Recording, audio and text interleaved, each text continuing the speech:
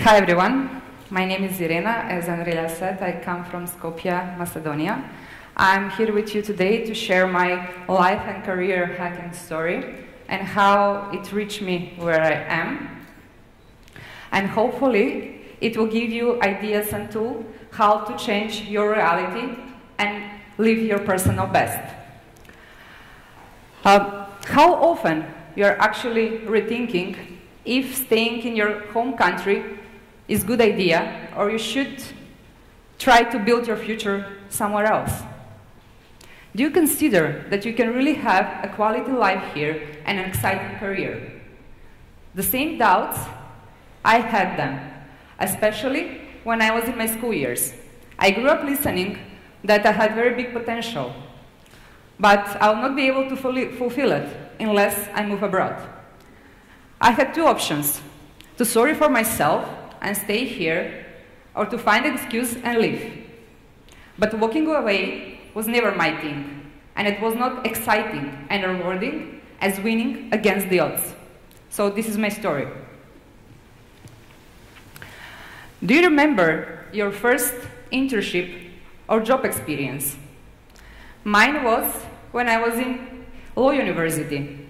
I saw recently expired but very challenging job announcement within Ministry of Defense. Instead of perceiving it as a lost opportunity, I decided to head straight into their premises. It took me a lot of convincing, but eventually I got shortlisted for a trial period. 1 month later, I was the youngest among 10 that got the job out of 150 candidates. So, needless to say, I wanted to prove myself as fast as possible. So I chose to select the tasks the others were avoiding. Tasks that were more challenging and were requiring some extra work. For the specific project, this was writing the monthly reports and helping everyone else to finalize this task. This was very important for the financing of the project. I stayed late, I never watched the clock, I never went home before accomplishing anything that I could.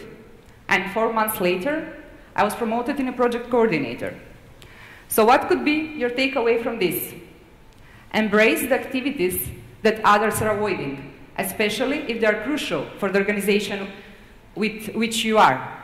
This will make you much more valuable for the organization. It will make you not only irreplaceable, it will make you indispensable. But what is most important, it will teach you discipline and perseverance, something that is very important to tackle any challenger in your life.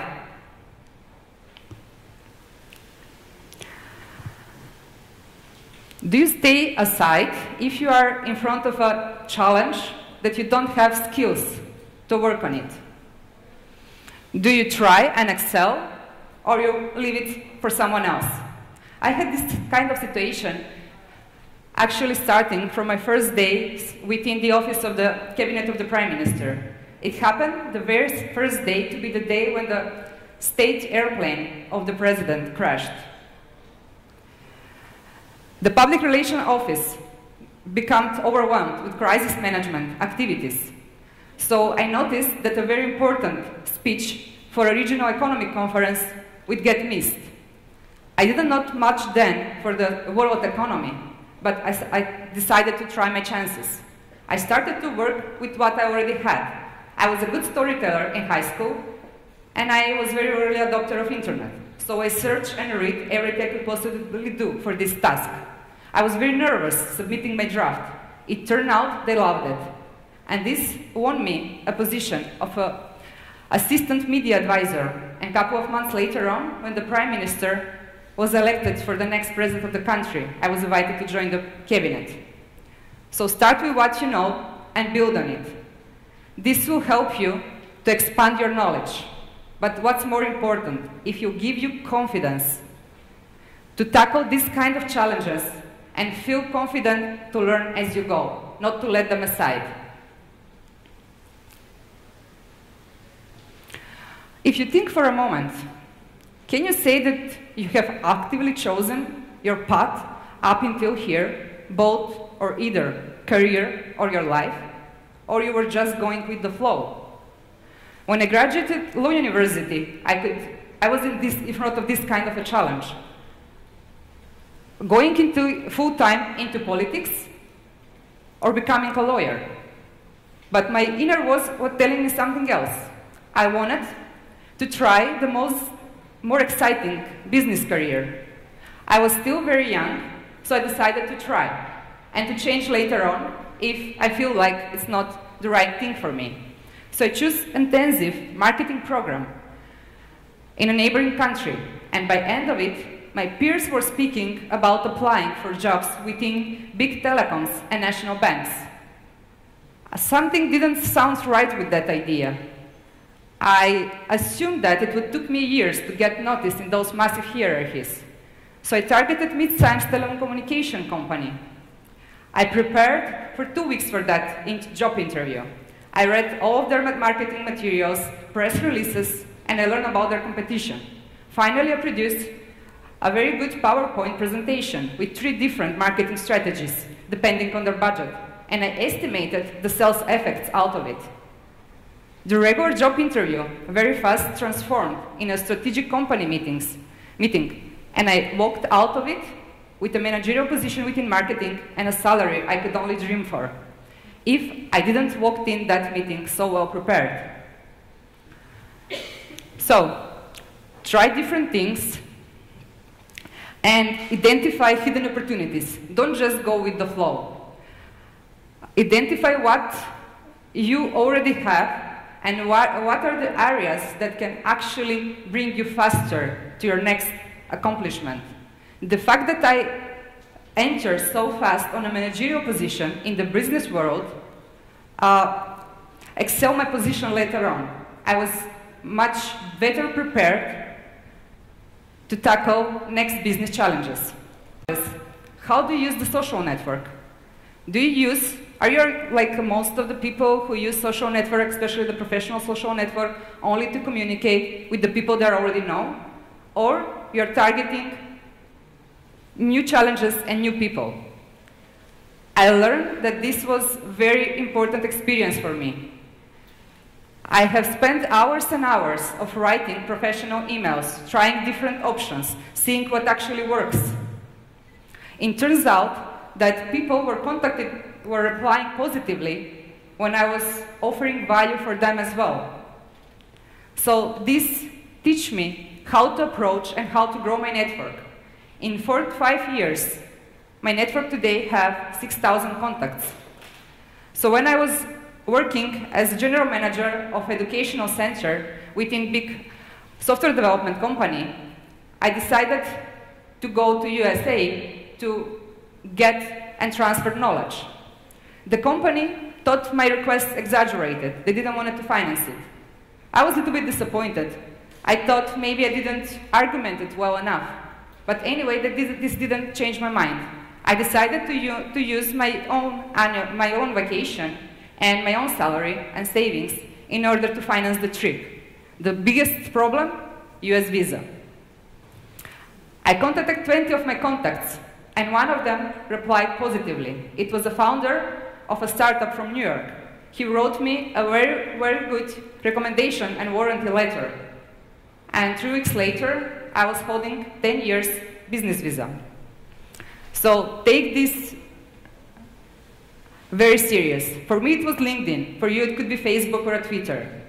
But become a relevant and valuable asset for your own network. It will really multiply the opportunities that you can get during your life and during your career. Can you maybe imagine how many times by now you have missed a great opportunity just because you didn't ask for it? It sounds simple, but it could really change the course of your life. When I was preparing for my US trip, I was thinking, why not, when I'm already there, checking some of the cool NASA centers. I always had a passion in robotics and astronomy, so I decided to try.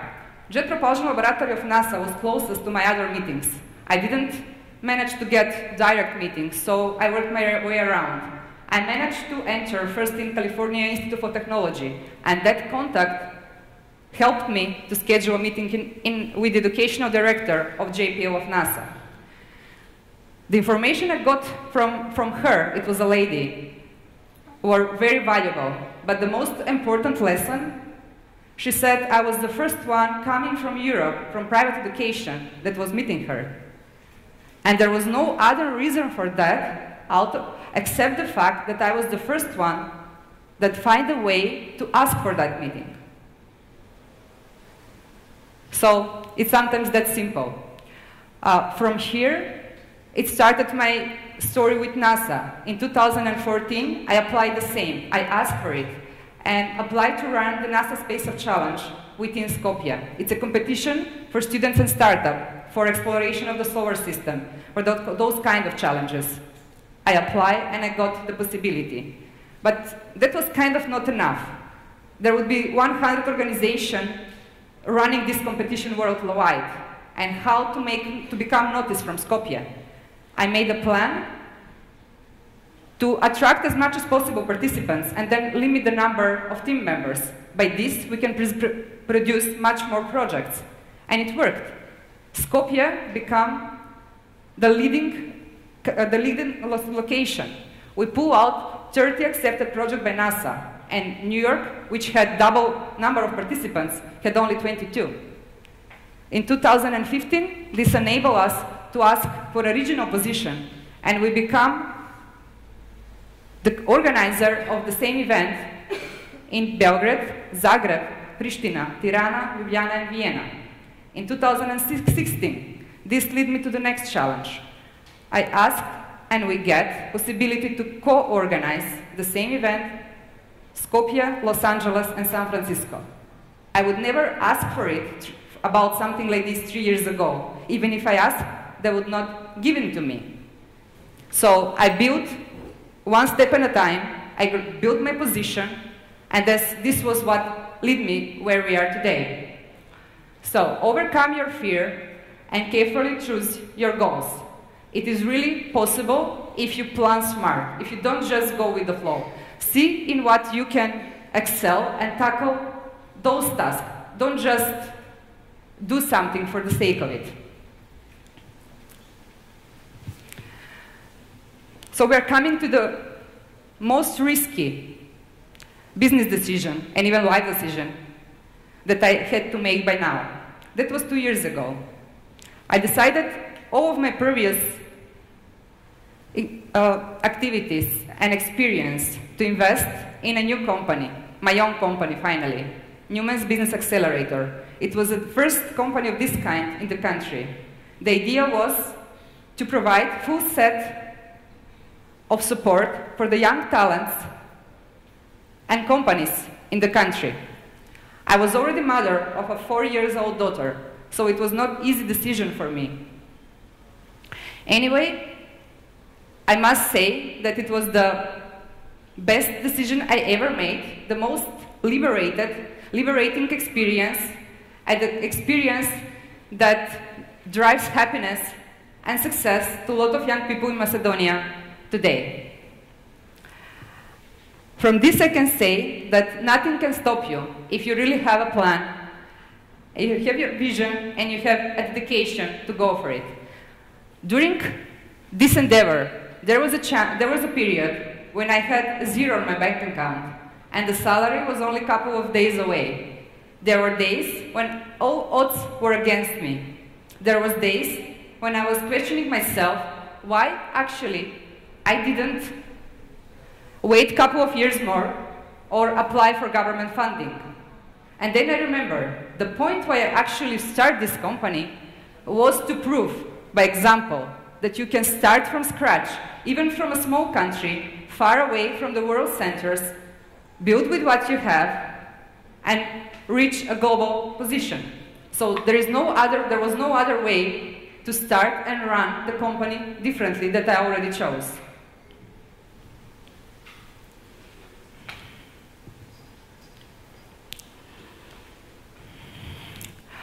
We all come from Balkans.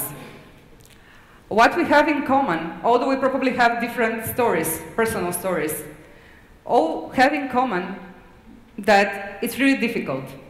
what we used to say is no and I can't from the people around us, sometimes even from ourselves. But what we accept, the difficult position as a default starting point, and we decide, instead of no, to say yes. Can you try with me? Yes, I can excel. Yes, I can accept that challenge. Yes, it is possible. This will give power to us, but will also send message to the world that we are ready to learn new skills, that we are ready to go out of our comfort zone, and that we are ready to play on the global scene. Being from a Balkan is not a negative label, and is not something that I want to get out of it. It's actually something that defines my career, my life, and my character. I perceive it as, so I don't perceive it as a negative label, but I actually perceive it as an invitation to triumph. And I invite you, all of this, to work on this idea, to build from a difficult starting position, to accept it as such, not to make excuses, and to find a way how to work with what you have, and to make that the best that you can offer to the world. Thank you.